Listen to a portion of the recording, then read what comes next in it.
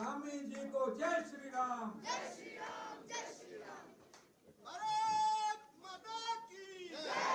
Doctor Dhami जिंदाबाद जिंदाबाद जिंदाबाद डॉक्टर धामी जिंदाबाद जिंदाबाद जिंदाबाद। भारत माता की जय। जय करो वीर बजरंगे।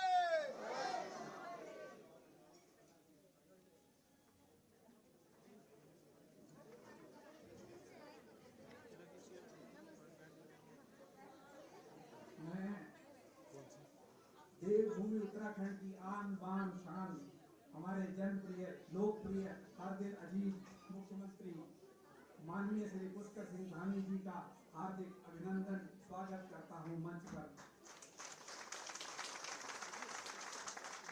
श्री विनय रोहेला जी का हार्दिक स्वागत करता हूं, अभिनंदन करता हूं।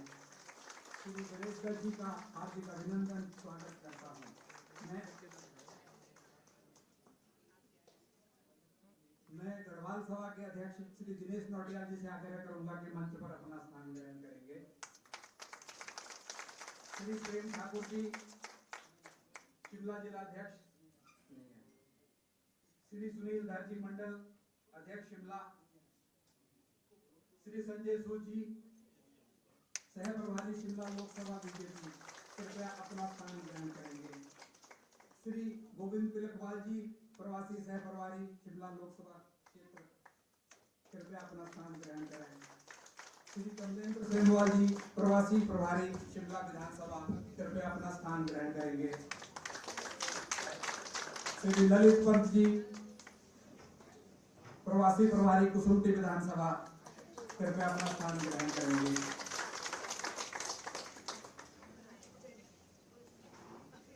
माननीय मैं कार्यक्रम शुरू करने की आज्ञा चाहता हूं। मंगलमय इस मधु बेला में स्वागत अतिथि तुम्हारा है। आप यश स्तंभ हो उत्तराखंड के, गुण गौरव प्रतिभा महान। हम कृतार्थ सौभाग्य मन से धन्यवाद करते सम्मान। मैं विष्णु मोहन जोशी मूलतः पिथौरागढ़ निवासी, वर्तमान में Himachal Pradesh state central institution of engineers के अध्यक्ष पद से आप सभी का अभिनंदन उत्तराखंड समाज की ओर से यहाँ पर कर रहा हूँ। हम उत्तराखंडी प्रवासी भाई बहनों के लिए आज एक महत्वपूर्ण एवं ऐतिहासिक दिन है, क्योंकि आज हमारे बीच में देवभूमि उत्तराखंड के युवा ओजस्वी यशस्वी लोकप्रिय जननायक मुख्यमंत्री परम आदरणीय श्री पुष्कर सिंह धामी जी हम सबसे मिलने के लिए यहाँ पर उपस्थित हैं। माननीय श्री पुष्कर सिंह धामी जी का विशेषतः प्रवासी उत्तराखंडी परिवारों से मिलने आना हम सभी के लिए एक सौभाग्य की बात है। मान्यवर, मैं यहाँ सभागार में उपस्थित सभी की ओर से आपका हार्दिक अभिनंदन एवं स्वागत करता हूँ, अभिवादन करता हूँ, आभार व्यक्त करता हूँ। आपकी गरिमामय उपस्थिति से हम सभी उत्तराखंडी परिवार गौरवान्वित हुए हैं। मैं पुनः आपको नमन करता हूं। मंचासीन विशिष्ट अतिथियों में श्री विनय रोहेला जी दर्जा प्राप्त राज्य मंत्री उत्तराखंड हिमाचल प्रदेश में उत्तराखंडियों के संरक्षक एवं सम्मानीय पिथौरागढ़ के श्री गणेश दत्त जी, गढ़वाल सभा शिमला के अध्यक्ष श्री दिनेश नौटियाल जी, श्री संजय सूद जी प्रभारी शिमला लोकसभा क्षेत्र, उत्तराखंड भ्रातृमंडल सोलन से पधारे सुनील जोशी जी, श्री गोविंद तिलकपाल जी प्रवासी सह प्रभारी शिमला लोकसभा क्षेत्र, श्री कमलेंद्र सेमवाल जी प्रवासी प्रभारी शिमला विधानसभा, श्री ललित पंत जी प्रवासी प्रभारी कुसुम्पटी विधानसभा। इस सभागार में आप सभी का हार्दिक अभिनंदन स्वागत करते हुए मुझे अपार हर्ष की अनुभूति हो रही है और सभागार में उपस्थित आप सभी का अभिवादन करते हुए और जो हिमाचल बीजेपी के पदाधिकारी हैं इन सब का अभिवादन करते हुए मुझे अपार सम्मान की अनुभूति हो रही है।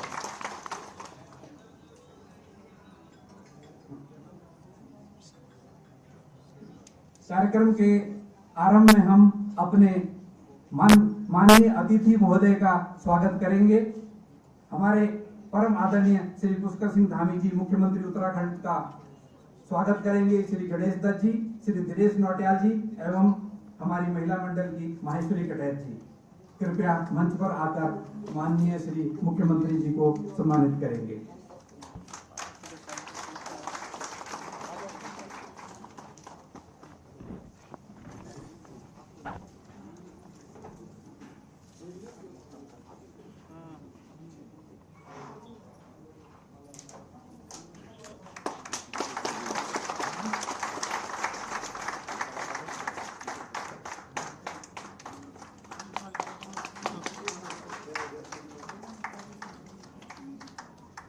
आप सभी की जोरदार तालियों के साथ अपने लोकप्रिय मुख्यमंत्री का स्वागत गढ़वाल सभा शिमला के द्वारा उत्तराखंड समाज की ओर से किया गया है। मैं माननीय मुख्यमंत्री जी का आभार व्यक्त करता हूं और इसी क्रम में डॉक्टर मुकुल डिमरी जी प्रिंसिपल IHM कुफरी और doctor NS Bisht professor HP university Shimla माननीय मुख्यमंत्री जी का स्वागत करेंगे।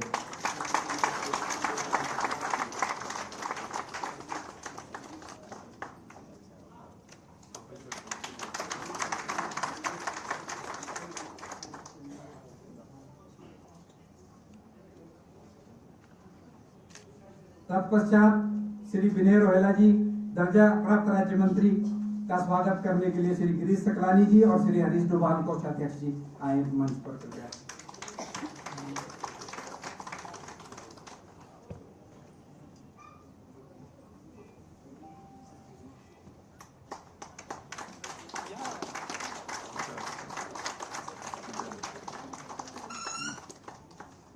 श्री गणेश दत्त जी का स्वागत करने के लिए मंच पर पधारेंगे श्री सुमन रावत महिला मोर्चा एवं श्री मोनिका बिष्ट, श्रीमती मोनिका बिष्ट, श्रीमती सुमन रावत जी और श्रीमती मोनिका बिष्ट।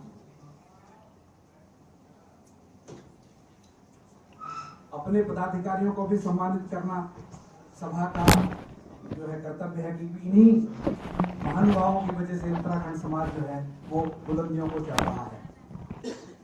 परम आदरणीय श्री गणेश दत्त जी का स्वागत करेंगे श्रीमती सुमन रावत जी और मोनिका बिष्ट।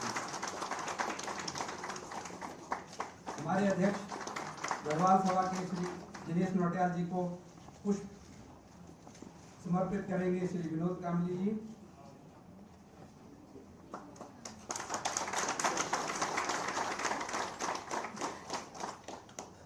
श्री संजय सूद जी सह प्रभारी शिमला पार्लियामेंट्री कंस्टिट्यूएंसी को सम्मानित करेंगे श्री वाचस्पति सेमवाल जी एवं बलबीर रोशन रोहतान जी।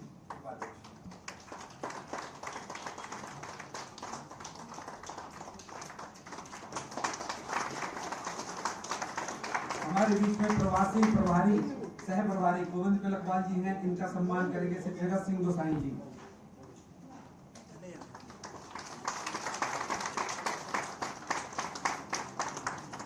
श्री कमलेंद्र सेमवाल जी प्रवासी प्रभारी शिमला विधानसभा, श्री धन सिंह चौधरी जी इनका सम्मान करेंगे।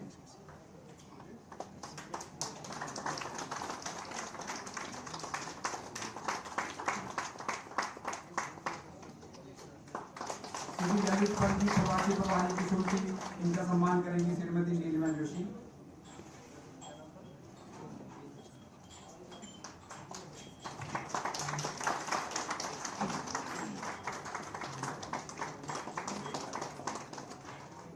पुनः आप सभी का मंचासीन मुख्य अतिथियों का श्री पुष्कर सिंह धामी जी और सब विशिष्ट अतिथियों का हम हार्दिक स्वागत, अभिनंदन, आभार व्यक्त करते हैं।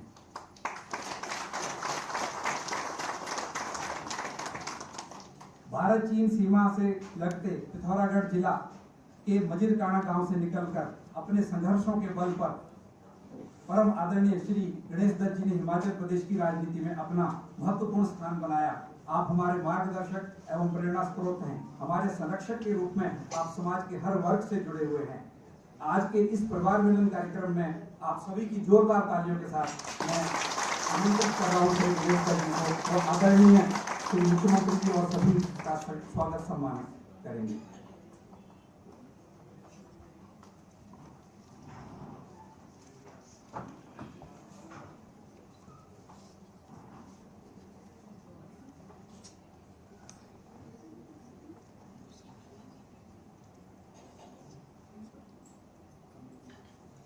भारत माता की भारत माता की भारत माता की। आज के उत्तराखंड के परिवार मिलन के इस कार्यक्रम में हमारे बीच में उत्तराखंड राज्य के यशस्वी मुख्यमंत्री आज जिन्होंने केवल उत्तराखंड में ही नहीं सारे देश में और एक देवभूमि का नाम आज इस तरह से प्रचारित और प्रसारित किया है जिसका हमें बहुत गौरव होता है। आज हम सभी लोगों के साथ मिलने के लिए यहाँ पर आए हैं। हम उनका हृदय से आभार प्रकट करते हैं, धन्यवाद करना चाहते हैं।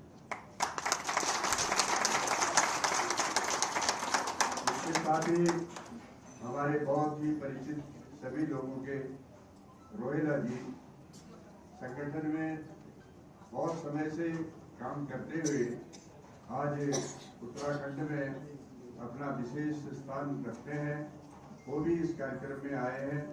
उनका भी बहुत बहुत स्वागत है।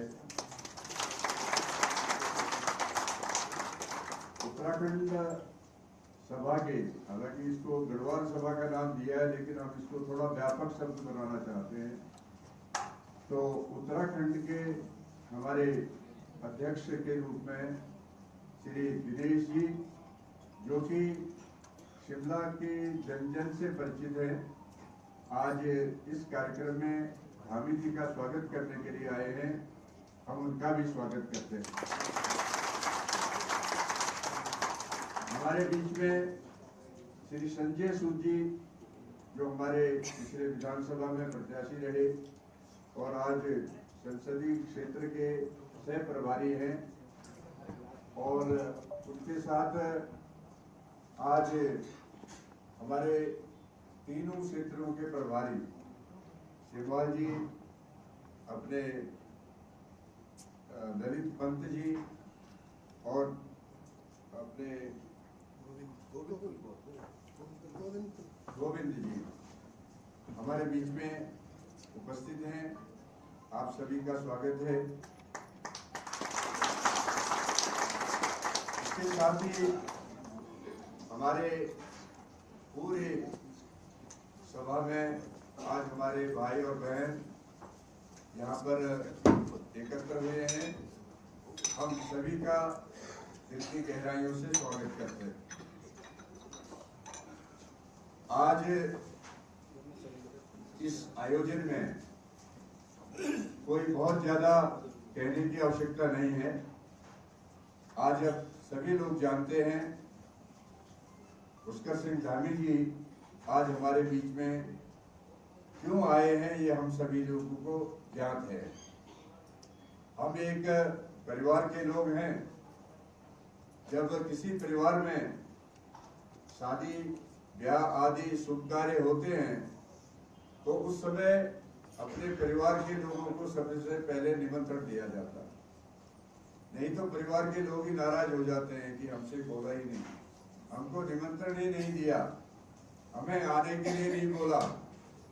तो इसलिए आज उत्तराखंड के मुख्यमंत्री जी हमारे पास इसलिए आए हैं कि आज एक देश के सामने बहुत बड़ा एक महान पर्व, जिसको हम लोकतंत्र का महापर्व कहते हैं, वो आया है।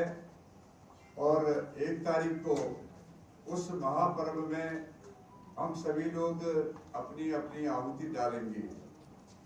तो उस आहुति में आज हमारे सामने सबसे ज्यादा सर्वप्रथम हमारा राष्ट्र है, हमारा देश है, हमारी संस्कृति है और हमारी विरासत है।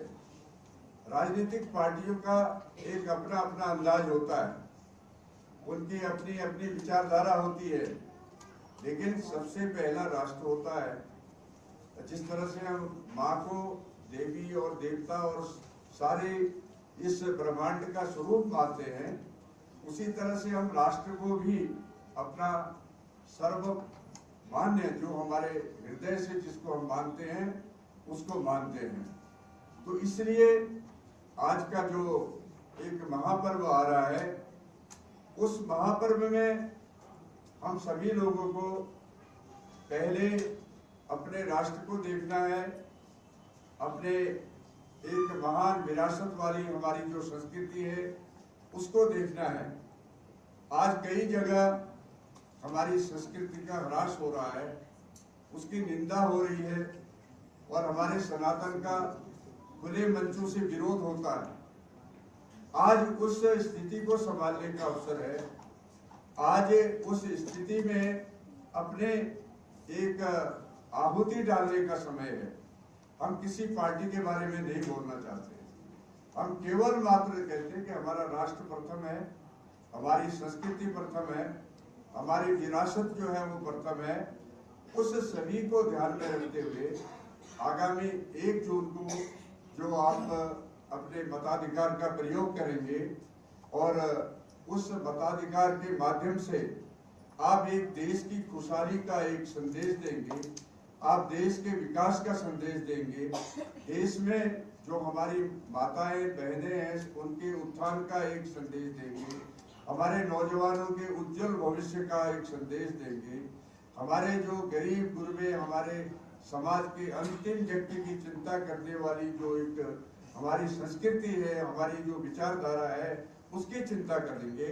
इस सारी बातों को ध्यान में रखते हुए हम आपके सामने निवेदन करने के लिए आए हैं। और पुष्कर सिंह धामी जी, जो मैंने शुरू में कहा कि एक छोटे से गांव से निकल करके जिस व्यक्ति ने आज उत्तराखंड में ही नहीं आज सारे देश के अंदर एक नाम अपना बनाया है, उससे हम सभी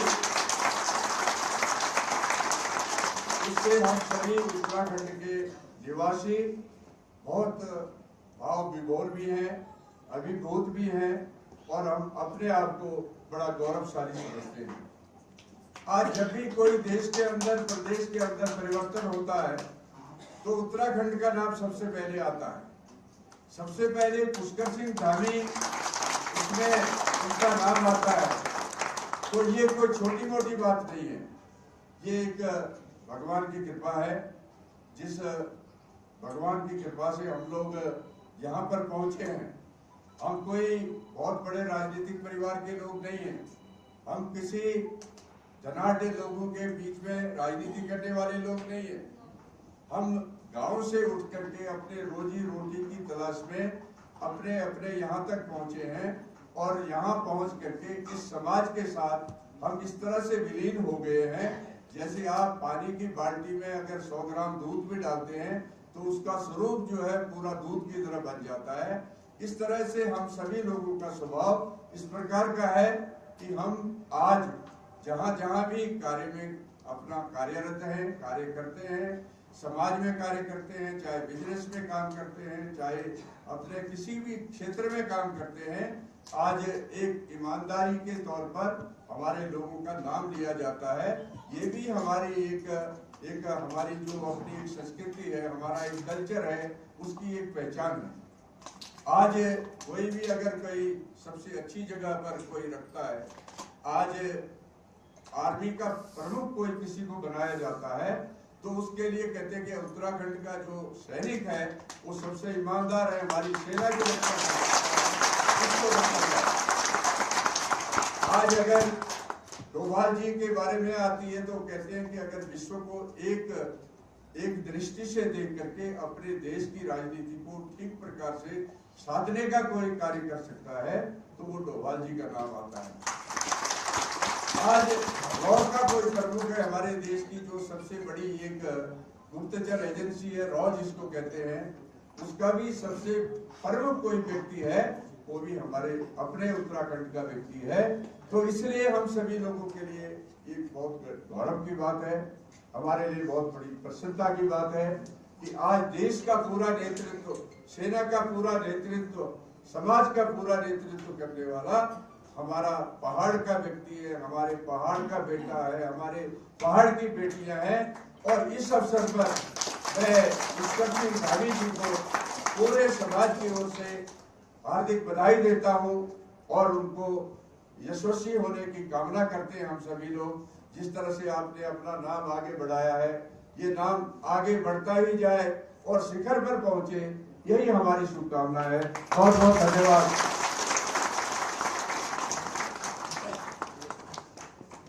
बहुत बहुत धन्यवाद आदरणीय श्री गणेश दत्त जी, आपके बहुमूल्य वचनों के लिए।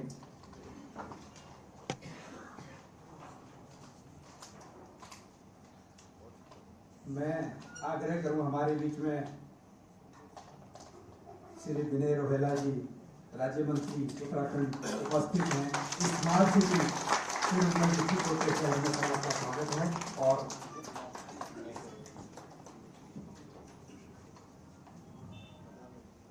बोलिए भारत माता की, भारत माता की। नरेंद्र मोदी, नरेंद्र मोदी, पुष्कर धामी, पुष्कर धामी। मित्रों, भाइयों और बहनों, आज हम सब लोग उत्तराखंड के जो हमको यहाँ पर प्रवासी के रूप में, संबोधन के रूप में मानते हैं, इस ग्राम्य में हम सबके कार्यक्रम के बीच में यशस्वी मुख्यमंत्री माननीय पुष्कर सिंह धामी जी हमारे बीच में उपस्थित हैं। मैं चाहूंगा एक बार करतल ध्वनि से इनका अभिनंदन और वंदन किया।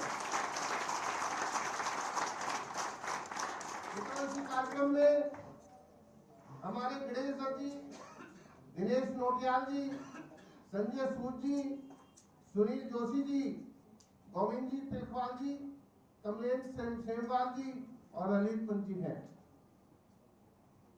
मित्रों, मैं कहना चाहता हूं कि अपने सम्मानित मंच के साथ हम सब बंधु भाई बहनों और पत्रकार मित्रों, यहां मैं कई बार चुनाव देखने के दृष्टिकोण से कार्यकर्ता के रूप में पिछली जब भी इलेक्शन आए तो यहाँ 3-3 महीने रहकर पूरी इलेक्शन व्यवस्था संभालने का कार्य मैंने कार्यकर्ता के रूप में केंद्रीय कार्यालय के प्रतिनिधि के रूप में यहाँ किया।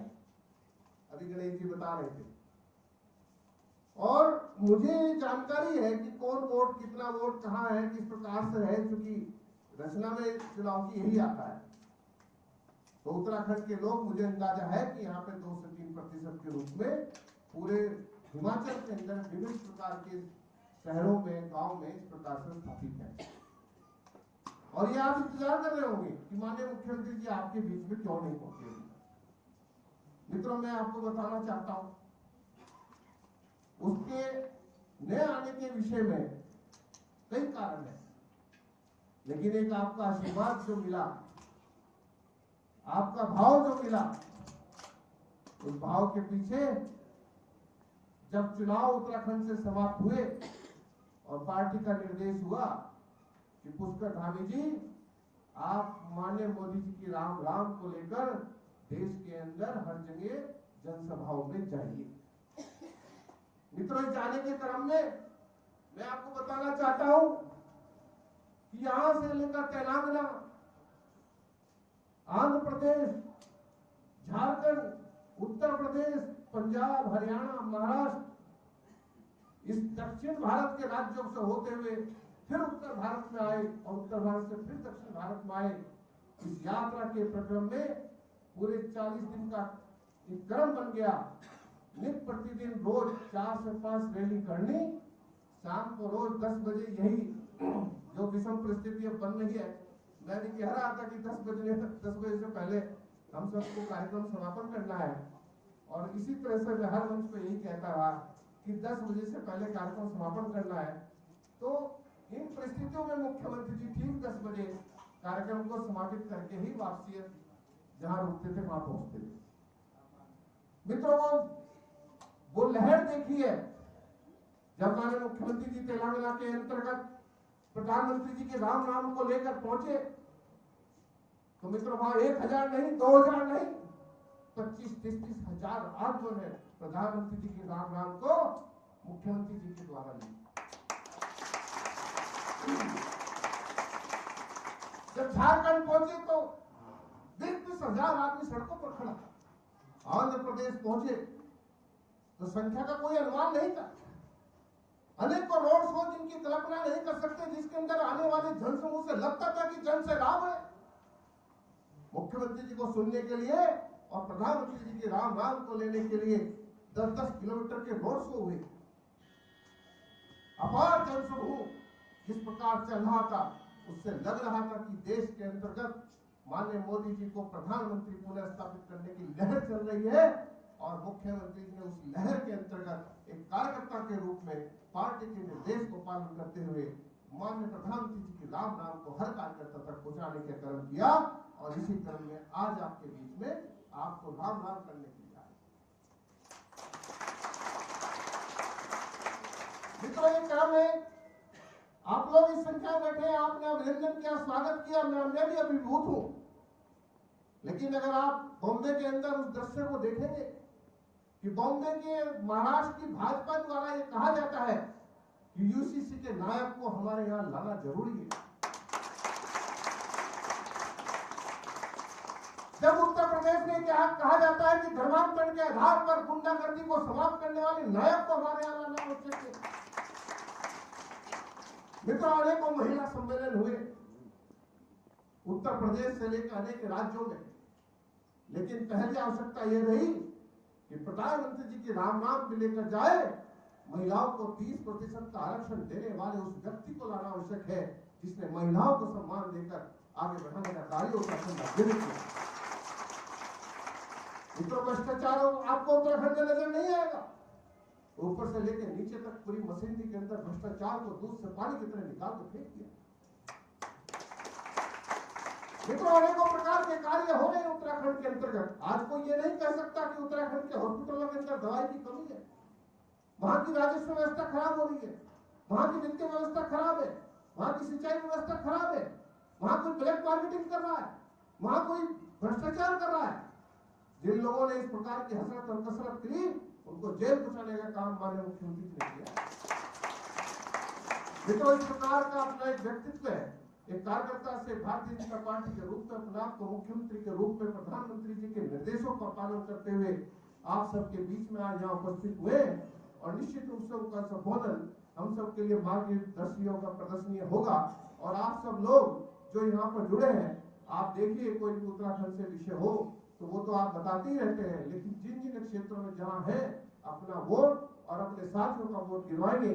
निश्चित रूप से ऐसा उत्तराखंड जिसके अंतर्गत पर्यटन बढ़ रहा है, शिक्षा बढ़ रही है, रोजगार बढ़ रहा है, ऊर्जा का क्षेत्र बढ़ रहा है, अपार जन विकसित व्यवस्था बढ़ रही है, पिछड़े राज्य से हटकर विकसित राज्य की ओर बढ़ा है, ऐसे राज्य के नायक को आपके सामने जब आए तो निश्चित रूप से खुशी हुई।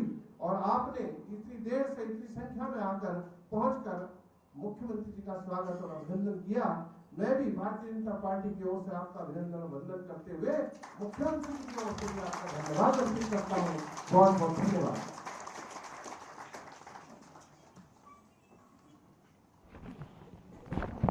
धन्यवाद आदरणीय श्री विनय अग्रवाल। बहुत ही अच्छे शब्दों में आपने आदरणीय श्री पुष्कर सिंह धामी जी के कार्यों को गिनाया है। निश्चय ही जो आपने बताया है उससे भी ज़्यादा कार्य कर रहे हैं, हम उनका पुनः अभिवादन करते हैं। इसी कड़ी में जिस प्रदेश में हम रहते हैं, हिमाचल प्रदेश में, और जिस प्रदेश के लोगों का हमें इतना सहयोग मिलता है उत्तराखंड के वासियों को, उसी प्रदेश से हमारे चाय वाले, जिनको हम निकनेम चाय वाला कहते हैं, हमारे भूतपूर्व प्रत्याशी भी रहे हैं, मुख्यमंत्री जी का और आप सभी का वंदन करेंगे।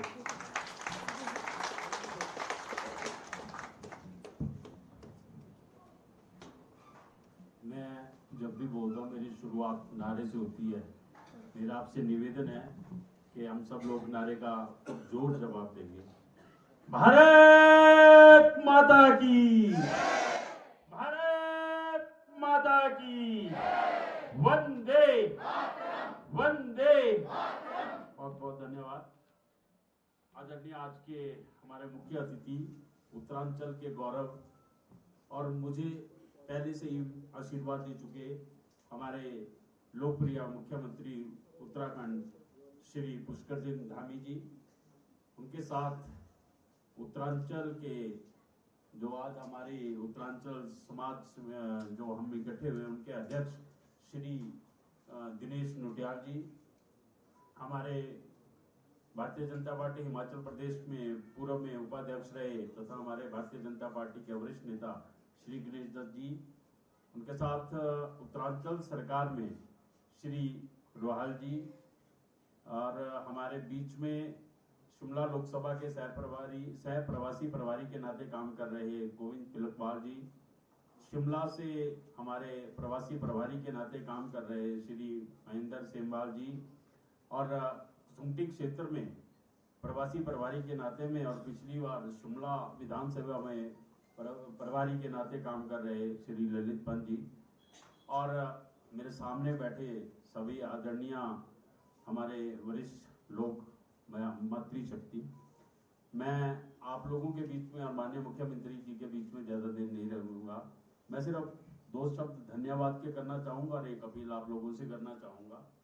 माननीय मुख्यमंत्री जी, जब मैं विधानसभा के चुनाव पीछे लड़ रहा था, जैसा कि अभी कहा कि चाय वाला, मैं एक चाय वाला हूं, मैं चाय बेचता हूं, मेरी छोटी सी दुकान है, मगर भारतीय जनता पार्टी ने मुझ जैसे छोटे से कार्यकर्ता को शिमला जैसी विधानसभा सीट से विधानसभा का उम्मीदवार बनाया। मैं समझता हूं कि भारतीय जनता पार्टी के अलावा ये किसी भी पार्टी में पॉसिबल नहीं है। मैं बहुत गौरवान्वित हूं। और उसके बाद ये इतिहास है कि शिमला में पहली बार भारतीय जनता पार्टी को सबसे ज्यादा मत बिना मैनेजमेंट के मिला, और वो तभी पॉसिबल हुआ जब माननीय मुख्यमंत्री उत्तराखंड शिमला जैसे ऐसे छोटे से प्रदेश में और छोटी सी गलियों से होते हुए मुझ जैसे छोटे से कार्यकर्ता के लिए आप सबके बीच में आके मेरे लिए उन्होंने निवेदन किया, और आप सब लोग जो यहाँ बैठे हैं, आप लोगों ने दिल खोलकर मुझे समर्थन दिया। ये सब तभी पॉसिबल हुआ था। मैं आज आपके सामने उस दिन के बाद माननीय मुख्यमंत्री जी के साथ आज मिल रहा हूँ। मैं सादर नमस्कार करता हूँ और धन्यवाद करता हूँ कि मुझे इस लेवल तक आप लोगों ने पहुंचाया। आपका बहुत बहुत धन्यवाद। और इसके साथ मैं दूसरी अपील ये करना चाहता हूँ, बेशक मैं हार गया, मगर मैंने जैसे बताया कि भारतीय जनता पार्टी को शिमला में पहली बार इतना जनमत मिला था। हार जीत चली रहती है, भाग्य है हमारा, उसमें थोड़ी कमी हमारे भाग्यों में रही होगी, मगर आज ये सारा जो माननीय मुख्यमंत्री जी फिर यहाँ आए हैं, और मुझे पता है कि ये उत्तराखंड की 500 सीटों को जिताने के बाद यहाँ आए और ये चाहते हैं कि शिमला लोकसभा सीट भी जो है वो माननीय नरेंद्र मोदी जी के झोली में डालें, और उसके लिए ये यहाँ पर बहुत कम समय में जो है हम लोगों के बीच में आए हैं। मेरा आप सभी से निवेदन है कि हम लोग ज्यादा से ज्यादा संख्या में 1 तारीख को अपने अपने मतदान केंद्र पर जाएं, और जैसे माननीय प्रधानमंत्री जी ने भी कहा है, पहले मतदान फिर जलपान।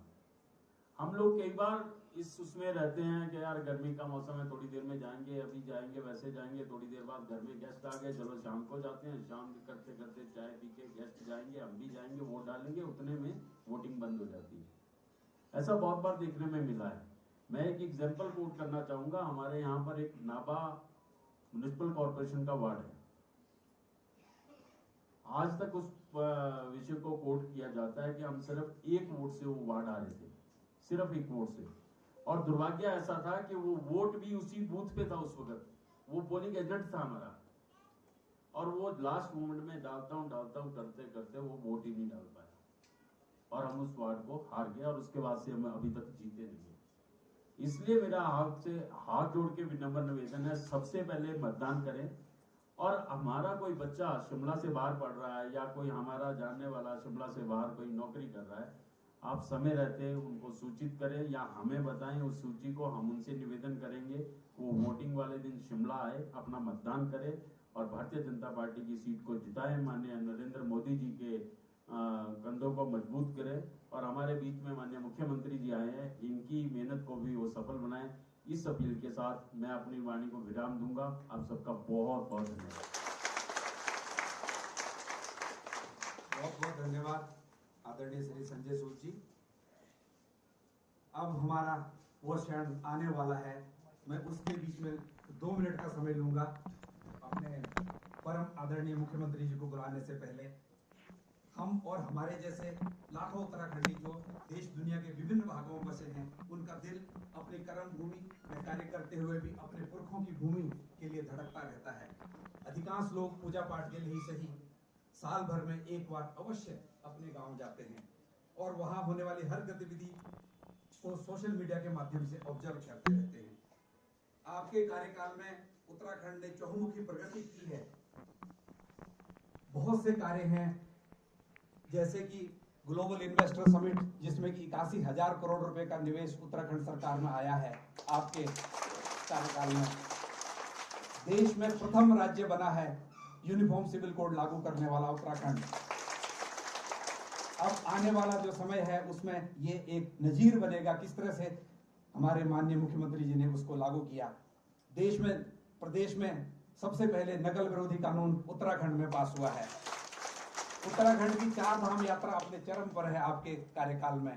शिक्षा और स्वास्थ्य के क्षेत्र में उत्तराखंड ने अभूतपूर्व प्रगति की है। राज्य में 2 एम्स की स्थापना होने जा रही है, हो चुकी है। विकास के बहुत से कार्य हो रहे हैं। आपके दूरदर्शी नेतृत्व में उत्तराखंड तेजी से आगे बढ़ रहा है और हम सभी आपके दूरदर्शी नेतृत्व की सराहना करते हैं। गढ़वाल सभा शिमला के भवन निर्माण के लिए भी आपने 10 लाख की राशि पिछले वर्ष हमें दी है। उसके लिए हम आपका तहे दिल से शुक्रिया अदा करते हैं, आपका बहुत बहुत आभार व्यक्त करते हैं और आशा करते हैं कि भविष्य में भी आपसे हमें इसी तरह से लगातार सहयोग प्राप्त होता रहे। आपकी अथक निष्ठा एवं कर्मठता को हम दिल की गहराइयों से प्रणाम करते हैं और यहाँ उपस्थित आप सभी की जोरदार तालियों के बीच में आग्रह करूंगा, आमंत्रित करूंगा परम आदरणीय मुख्यमंत्री महोदय श्री पुष्कर सिंह धामी जी को।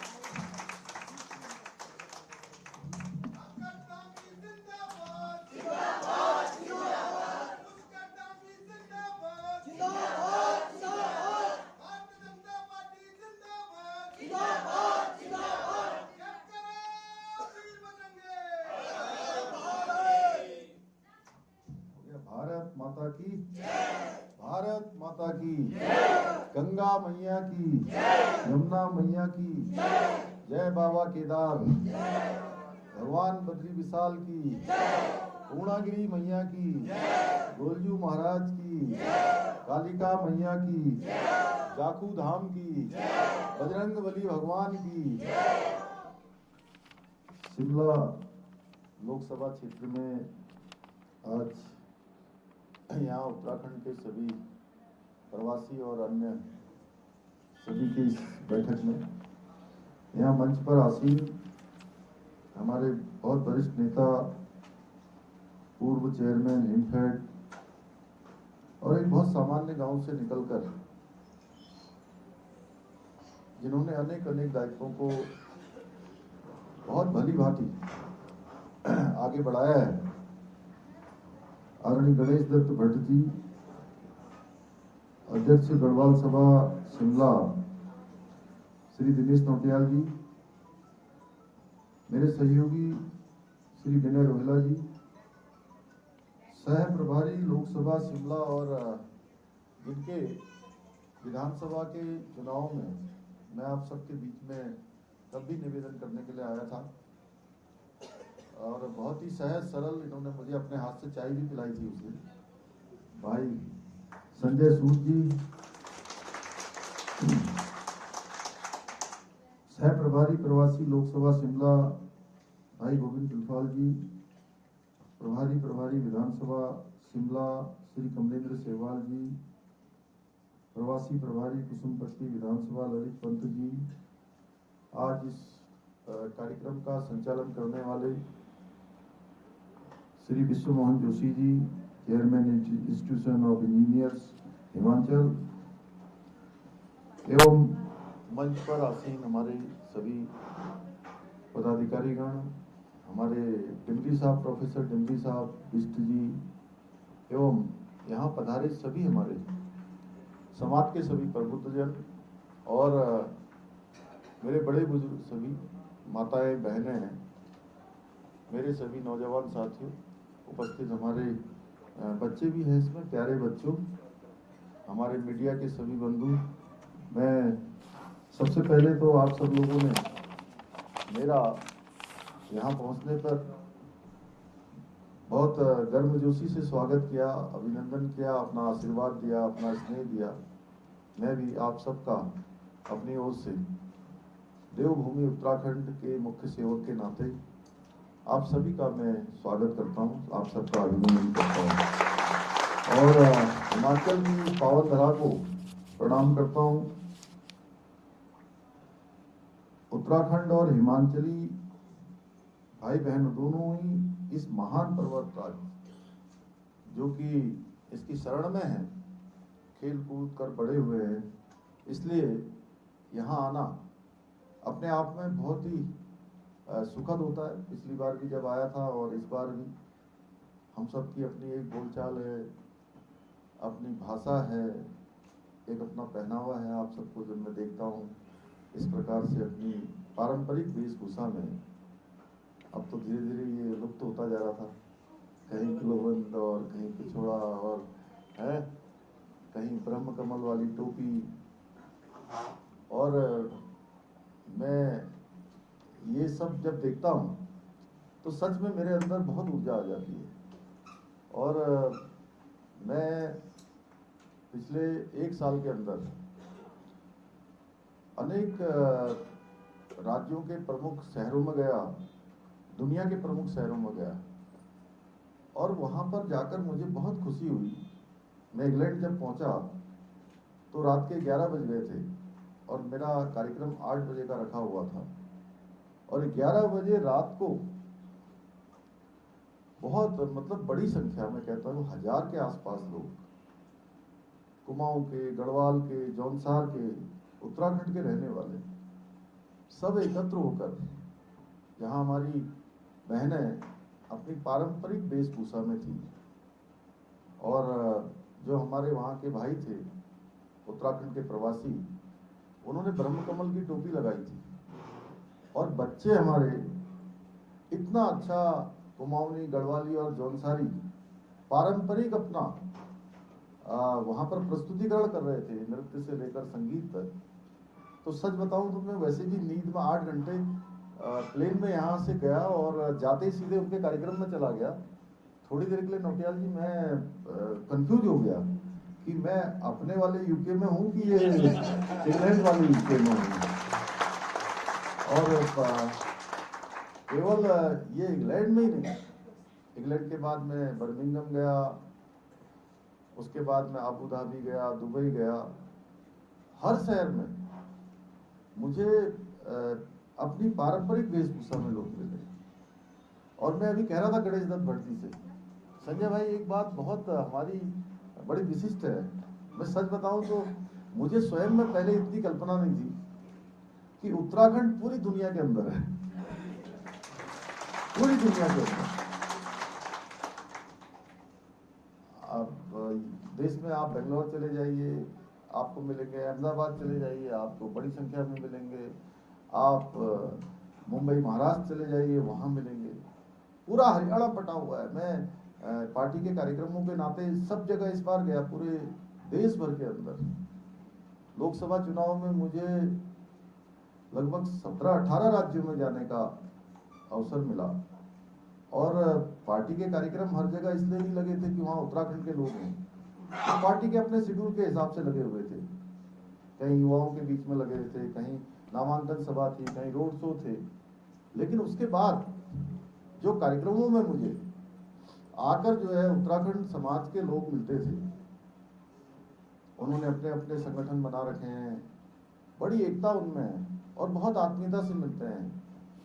तो सचमुच इस चुनाव की 40-41 दिन आज हो गए हमें। 20 अप्रैल से लगातार हम लगातार दौरे में हैं। बीच बीच में जैसे 1 दिन 2 दिन की बीच में गैप होता है, तो मैं उत्तराखंड जाकर भी, चूंकि 4 धाम यात्रा चल रही है, बीच में अन्य कई सारे प्रकरण हैं, चुनौतियां होती हैं, उन सब की समीक्षा करता हूँ। लेकिन मैंने एक चीज बहुत मुझे अंदर से जो एक ताकत देती है, वो ये कि हमारे उत्तराखंड के समाज के लोग देश दुनिया में कहीं भी हैं, भले कम संख्या में हो, ज्यादा संख्या में हो, उन्होंने अपने मेल मिलाप से, अपने व्यवहार से, अपने परिश्रम से, मेहनत से और अपने कौशल से बहुत अच्छा नाम हर जगह बनाया हुआ है। मैं पिछले 6 दिनों से लगभग हम लोग 24 तारीख से पंजाब में हैं। दिल्ली और हरियाणा का चुनाव 23 तारीख को प्रचार बंद हो गया था। उसके अगले दिन से हम लोगों ने पंजाब के चुनाव में मैं गया, तो हर जगह पंजाब में चंडीगढ़ से शुरू होकर चंडीगढ़, आनंदपुर साहब, पटियाला, जालंधर, लुधियाना, अमृतसर, अनेक शहरों में मैं गया। हर जगह बड़ा समाज, और रात को भी मतलब कभी कभी तो ऐसा हुआ कि बड़ी संख्या में, हजारों की संख्या में उत्तराखंड के लोगों के द्वारा ऑर्गेनाइज कार्यक्रम होते थे, और ठीक 10 बजने में 5 मिनट रह जाते थे तब हमारा पहुंचना होता था। इतने कार्यक्रम लगे होते थे। अब एक दिन दिल्ली में 4 कार्यक्रम लगे थे शाम को, और शाम को 4 बजे से मीटिंग शुरू होती है। वहाँ एक मीटिंग में जाइए, संजय भाई यहाँ तो आसान है, पहाड़ों में तो 6 बजे के बाद कार्यक्रम हो नहीं सकते, दूर दूर घर होते हैं, बल्कि 6 बजे भी बहुत लेट हो जाता है। शाम को मुझे लगता है 3-4 बजे के बाद कार्यक्रम होना बड़ा मुश्किल होता है। लेकिन दिल्ली और बम्बई जैसे शहरों में, गुरुग्राम, फरीदाबाद, इन स्थानों पर रात तक कार्यक्रम होते हैं। अब एक कार्यक्रम लगाया उन्होंने मेरा छतरपुर में, छतरपुर के बाद दूसरा कार्यक्रम लगा दिया, कोई देवली जगह थी वहाँ। एक जगह से दूसरी जगह जाने में डिमरी साहब 1.5 घंटा लग गया, दूसरी जगह से तीसरी जगह जाने में भी 1 घंटे से ज्यादा लग गया, अब तीसरी से चौथी में जाने में 2.5 घंटा लग गया। मैं 7 बजे फ्री हुआ और लगभग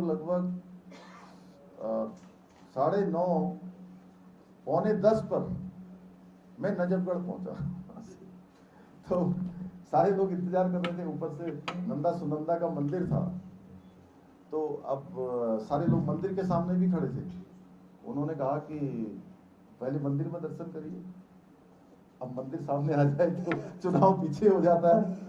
तो मैं मंदिर में गया, मैंने कहा पंडित जी आप जो है यथाशक्ति फटाफट घंटी हिलाइए, शंख बजाइए, और जो है जैसे ही मैं मंच पर गया तो केवल 5 मिनट बचे हुए थे। कमलजीत शेरावत जो वहाँ दिल्ली की पश्चिम लोकसभा की कैंडिडेट थी, मैंने कहा बहन जी अब तो 5 मिनट बचे हैं, आप बताइए कितना बोलना है। तो बोली जो भी है 5 मिनट बोलिए। लेकिन अपार उत्साह लोगों में, पूरे देश के अंदर हमारे उत्तराखंड के लोगों ने धूम मचा रखी है, और किसी से नहीं कहना पड़ रहा है कि वोट दो। वो खुद जो है आगे बढ़ चढ़कर भाग ले रहे हैं। और देश के अंदर एक बड़ा माहौल है, पूरा पश्चिम, उत्तर, दक्षिण। बंगाल में हम लोग पहुंचे तो वहाँ मेरा पहला अनुभव था। मुझे लगा कि बंगाल में तो अब कहाँ हम लोगों का उत्तराखंड और कहाँ बंगाल, लेकिन जिस प्रकार से वहाँ जयकारा लोग कर रहे थे, जय श्री राम का उद्घोष कर रहे थे, देखते ही मोदी जी की जिंदाबाद कर रहे थे, बद्री विशाल भगवान की जय बोल रहे थे, तो सचमुच लग रहा था कि ये कोई हम लोगों के अंदर कोई बहुत इतनी विशिष्टता नहीं है, लेकिन ये सब देवभूमि का पौरुष है, देवभूमि का देवत्व है, जिसको पूरी दुनिया, पूरा भारत कहीं न कहीं मान रहा है।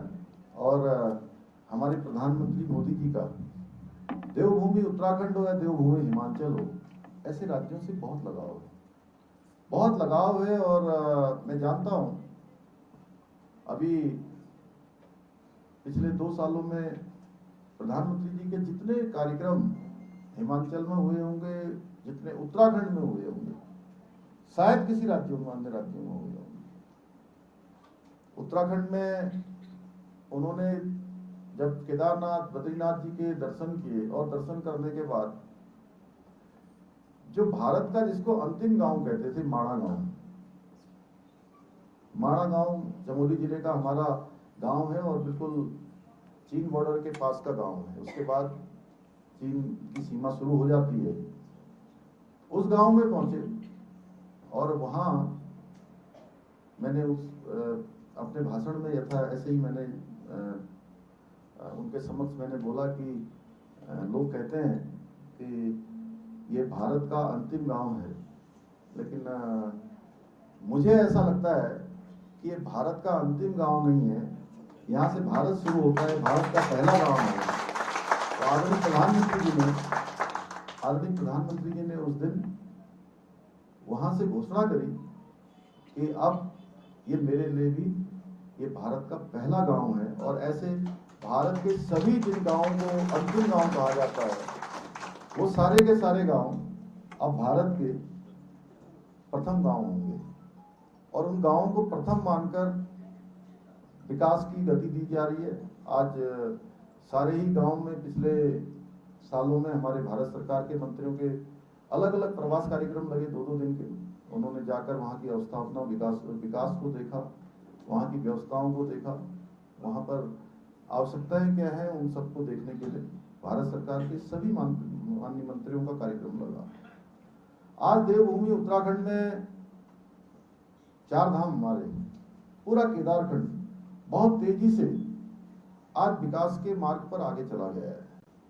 4 धाम ऑल वेदर रोडें बन गई हैं, ऋषिकेश कर्णप्रयाग रेल लाइन बन रही है, बद्री विशाल का मास्टर प्लान बन रहा है, केदारनाथ का नवनिर्माण पुनर्निर्माण अंतिम चरण पर है। हेमकुंड साहब जाने के लिए रोप पे, जो सिखों का बड़ा धार्मिक स्थल है, केदारनाथ जाने के लिए रोप पे का काम शुरू हो गया है। इसी प्रकार से यमुनोत्री जाने के लिए हवाई सेवाएं, आज हर एक प्रमुख स्थल के लिए हवाई सेवाएं प्रारंभ हो गई। जहां केदारखंड में हमारे 4 धाम तेजी से आगे बढ़े, वहीं आदरणीय प्रधानमंत्री जी की सोच देखिए, उन्होंने मानस खंड के लिए हम लोगों के अनुरोध पर मानस खंड, जो कुमाऊं क्षेत्र के जितने मंदिर हैं, उन मंदिरों को भी एक मंदिर माला मिशन के तहत उसका भी एक सर्किट बनाकर उसकी भी यात्रा प्रारंभ हो गई है। और माननीय प्रधानमंत्री जी ने स्वयं, वो देश के पहले प्रधानमंत्री हैं, देश की आजादी के बाद 18,000 फुट की ऊंचाई पर जोलिंगकोंग जाने वाले अक्टूबर माह में उन्होंने यात्रा करी। आदि कैलाश, पार्वती कुंड, गुंजी, और उसके बाद जागेश्वर धाम, फिर पिथौरागढ़ में एक बड़ी विशाल जनसभा को भी उन्होंने संबोधित किया। वहां से पूरी दुनिया को आदि कैलाश और मानस खंड का स्मरण भी कराया। उसका परिणाम हुआ कि देखिए, जहां 4 धाम यात्रा कितनी बड़ी चल रही है, हमको कहना पड़ रहा है कि रजिस्ट्रेशन करवा के आइए। चुनौती हो जा रही है हमारे लिए। पिछले साल की तुलना में 15 दिनों की यात्रा में, ये जो 15 दिन पिछले गए हैं, पिछले सालों की तुलना में जस्ट दुगनी यात्रा हो गई है। बहुत बड़ी संख्या। एक समय था, अभी मैं गणेश दत्त भट्टी से गाड़ी में आते हुए कह रहा था कि भट्ट जी, अब इतने लोग उत्तराखंड आ रहे हैं, इतने लोग आ रहे हैं कि वास्तव में हमको उनके आने वाले 25-50 सालों का प्लान कर रहे हैं कि कहाँ पार्किंग बनाएंगे, कहाँ उनके लिए रहने की व्यवस्था करेंगे, सड़क का चौड़ीकरण करेंगे, किस प्रकार से उनके हमारे धामों के दर्शन होंगे। ये सब व्यवस्थाएं हम कर रहे हैं। पूरा उत्तराखंड तेजी से आगे बढ़ रहा है। और माननीय प्रधानमंत्री मोदी जी के नेतृत्व में जहाँ पूरे देश के अंदर 10 सालों में अनेक बड़े बड़े निर्णय हुए हैं, इतने बड़े निर्णय हुए हैं कि जिनके बारे में देश में पहले सोचा भी नहीं जाता था। करना तो बहुत दूर की बात, वहां तक किसी की सोच नहीं जाती थी। आज चाहे कश्मीर के अंदर धारा 370, जिसके कारण से एक विशेष राज्य का दर्जा वहां मिला हुआ था, ये सामान्य लगता है कि धारा 370 हट गई। ये धारा 370 थी क्या? ये धारा 370 थी कि वहां एक विशेष प्रकार का दर्जा था, कोई ऑडिट नहीं होता था, कोई किसी प्रकार की खोजबीन नहीं होती थी, किसी प्रकार की पूछताछ नहीं होती थी, और उसके कारण से आतंकवादी, अलगाववादी, जिहादी और कुछ परिवार जो हमेशा विघटन की बात करते थे, आतंकवादियों को पोषित करते थे, अलगाववादियों को बढ़ाते थे, जिहाद को बढ़ाते थे, हमेशा भारत के प्रति वहां के लोगों के मन में नफरत पैदा करने का काम करते थे। कोई ऑडिट नहीं होता था। भाई बहनों, देश के अंदर देश की आजादी के बाद से लगातार देश के अंदर ये प्रतीक्षा रही कि धारा 370 हटनी चाहिए। ये काम कोई नहीं कर पाया, क्योंकि पहले ही डरा दिया जाता था। जैसे कोई आगे बढ़ता था, कहते थे कि अगर ये धारा 370 हटेगी तो यहाँ खून खराबा हो जाएगा, कश्मीर हाथ से निकल जाएगा। लेकिन भारतीय जनता पार्टी और मोदी जी जो कहते हैं वो करते हैं। उन्होंने एक झटके में धारा 370 हटाकर देश के अंदर एक समान व्यवस्था कर दी, कश्मीर को भी इसमें शामिल कर दिया। सीएए का कानून लाकर, नागरिकता संशोधन एक्ट लाकर, जो बांग्लादेश में, पाकिस्तान में, अफगानिस्तान में जो वहां पर उत्पीड़न का शिकार हो रहे थे, जिन्होंने भारत में शरण ली थी, हिंदू, फारसी, सिख, उन सभी को भारत की नागरिकता देने का काम प्रधानमंत्री जी के नेतृत्व में हुआ। मुस्लिम बहनों को 3 तलाक से मुक्ति, क्या अभिशाप था। 3 तलाक जानते हैं आप कि तलाक तलाक तलाक कह दीजिए और तलाक हो जाता था, संबंध विच्छेद हो जाते थे।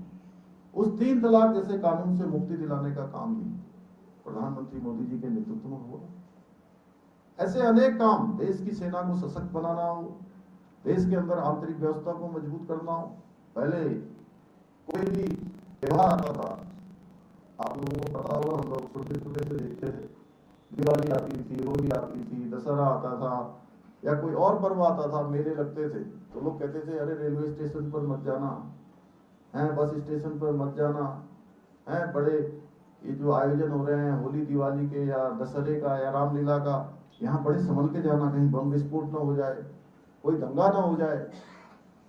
तो भाइयों बहनों, इस सब चीजों से उबारने का काम, आंतरिक रूप से भारत को सशक्त बनाना हो या सीमाओं की दृष्टि से सशक्त बनाना हो। अगर कोई दुश्मन आज हमारी ओर आंख उठाकर देखता है, हमारे ऊपर हमला करता है, तो भारत की सेना आज एक गोली का जवाब 100 गोलों से देने का काम करती है, सर्जिकल स्ट्राइक करती है। चाहे वो गलवान घाटी में भारत पर हमला हुआ हो, वहां पर सैनिकों ने मुंहतोड़ जवाब देने का काम किया, त्वान की घाटी में हुआ हो या सर्जिकल स्ट्राइक हुआ हो, हर मौके पर, क्योंकि आज भारत की सेना को हर तरह से मजबूत बनाया जा रहा है, सशक्त बनाया जा रहा है। हम सब चाहते थे और शुरू से नारा लगाते थे कि रामलला हम आएंगे, मंदिर वहीं बनाएंगे। तो कांग्रेस के लोग हमको चिढ़ाया करते थे, कहते थे रामलला आएंगे, मंदिर वहीं बनाएंगे, लेकिन तारीख नहीं बताएंगे। तो भाइयों बहनों, प्रधानमंत्री मोदी जी के नेतृत्व में 22 जनवरी को पूरे विधि विधान से, धर्माचार्यों के मार्गदर्शन में और एक बड़े अनुष्ठान स्वयं प्रधानमंत्री जी ने भगवान की प्रतिष्ठा में प्राण प्रतिष्ठा के लिए किया और प्राण प्रतिष्ठा का कार्यक्रम हुआ। पूरे देश दुनिया में हर्ष की लहर दौड़ी, खुशी की लहर दौड़ी। हम सबको राम युग में जीने का मौका मिला, फिर से राम युग हमारे सामने आया और हम सब सौभाग्यशाली हुए कि त्रेता युग के बाद हम ही लोग हैं जो दोबारा से भगवान राम को अपनी जन्मभूमि पर उनकी प्रतिष्ठा होते हुए देख रहे हैं। लेकिन कांग्रेस के लोगों ने उसमें आना भी स्वीकार नहीं किया, उनको न्योता भिजवाया गया, निमंत्रण दिया गया, उन्होंने तमाम प्रकार से मीन मेघ निकालने का काम किया। तो भाइयों बहनों, ऐसे अनेक काम मोदी जी के नेतृत्व में हुए हैं और उत्तराखंड में भी हम लोगों ने उनके मार्गदर्शन में, जहां हमको गौरव प्राप्त हो गया कि देवभूमि उत्तराखंड हिंदुस्तान का पहला राज्य हो गया जहां सबके लिए, वहां रहने वाला कोई भी किसी वर्ग का होगा, यानी किसी भी धर्म का होगा, किसी जाति का होगा, किसी संप्रदाय का होगा, किसी पंथ का होगा। अब देश के अंदर जो 1950 से लेकर अभी तक की लगातार मांग रही है कि देश में सबके लिए, रहने वालों के लिए एक समान कानून लागू होना चाहिए।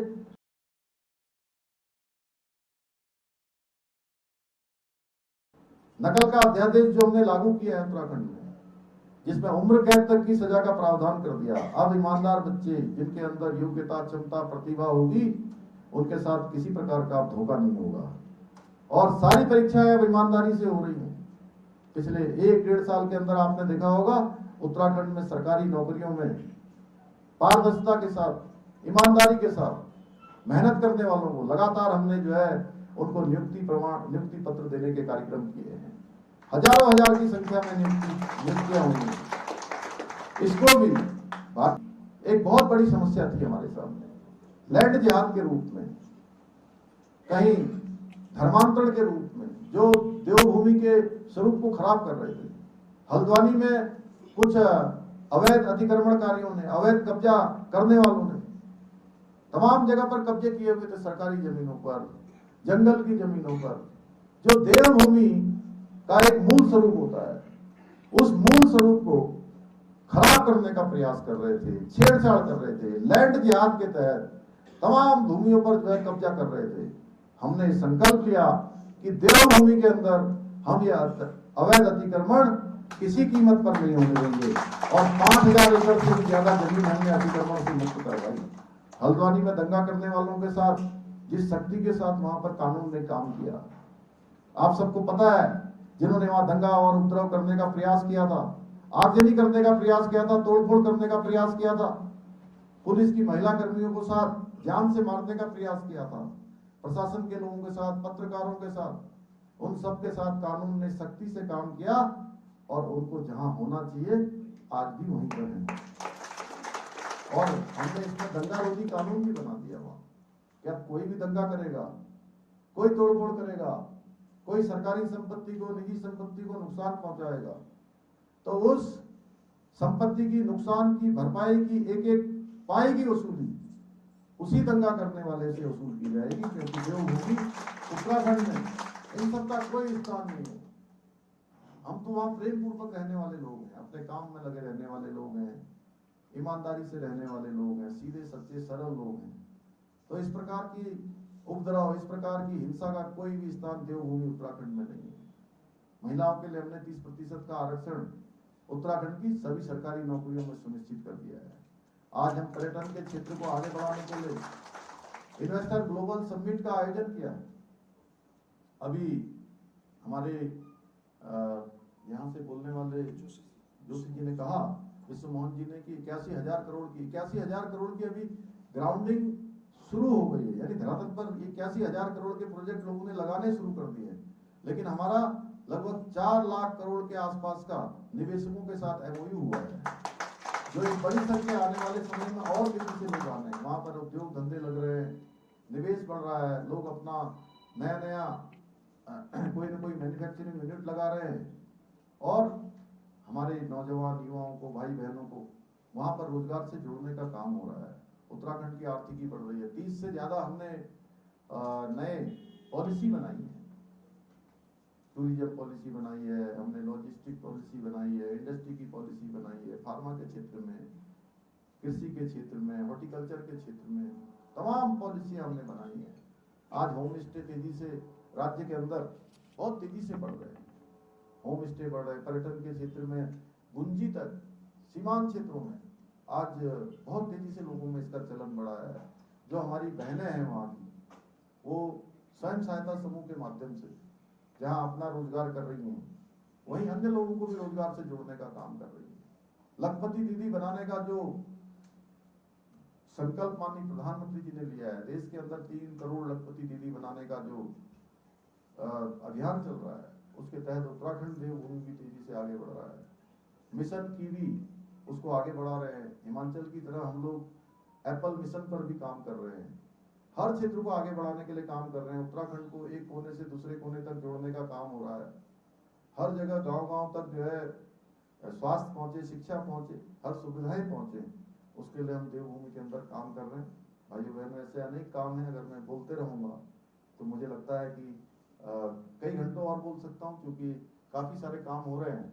लेकिन मैं बहुत ज्यादा नहीं कह रहा हूं, क्योंकि आप लोग सभी लोग बहुत ही हमारे इस समाज के प्रबुद्ध जन हैं और प्रबुद्ध जनों का बहुत बड़ा योगदान होता है एक ओपिनियन बनाने में, लोगों को समझाने में, लोगों का मन बनाने में। आज हिमाचल और उत्तराखंड और ऐसे राज्यों को पहचान देने का काम आदरणीय प्रधानमंत्री मोदी जी के नेतृत्व में हुआ है। इन सब राज्यों को आगे बढ़ाने का काम उन्होंने किया है। इसलिए हिमाचल के जो 4 लोकसभा क्षेत्र है, उन 4 लोकसभा क्षेत्रों में कमल खिलना चाहिए और मोदी जी का जो 400 पार का संकल्प पूरा होना चाहिए। विधानसभा के जो उपचुनाव हो रहे हैं और यहाँ पर जो सरकार आई है, वो सरकार क्योंकि तमाम वायदे करके, तमाम प्रकार के चुनाव के समय में उन्होंने बड़ी बड़ी बातें करी, लेकिन अब 1.5 साल लगभग उनका कालखंड हो गया है। 1.5 साल में सरकार पूरी तरह से उन वायदों पर सफल नहीं हो पा रही है जो उन्होंने किए थे। इसलिए 6 विधानसभा क्षेत्रों में विधानसभा के भी उपचुनाव हो रहे हैं, तो हम सबका दायित्व है कि ये 4 लोकसभाएं और 6 विधानसभाएं ये भारतीय जनता पार्टी जीते। यहाँ शिमला लोकसभा से भी हमारे जो प्रत्याशी हैं कश्यप जी, उनको भारी बहुमत से आप सब जिताकर आदरणीय प्रधानमंत्री मोदी जी को तीसरी बार प्रधानमंत्री बनाने में अपना योगदान करेंगे। यही निवेदन करने के लिए मैं आप सबके बीच में आया था। आप सबका एक बार फिर से दिल की गहराई से धन्यवाद करता हूं। बहुत बहुत धन्यवाद।